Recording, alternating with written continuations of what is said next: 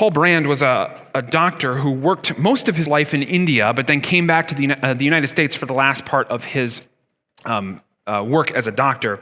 And when he came back, he wrote this. He said, "I encountered a society that seeks to avoid pain at all costs.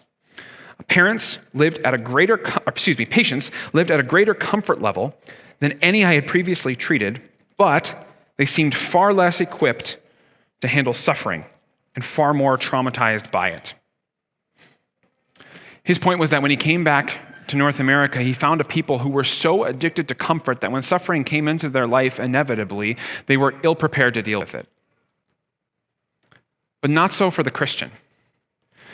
Because the Christian is never surprised by suffering. They know this world is full of sin and full of suffering.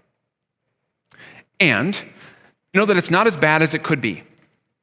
Right? The ultimate suffering was taken by Jesus on the cross, who not only endured arguably the most painful form of execution that humanity has ever invented, but also separation from God.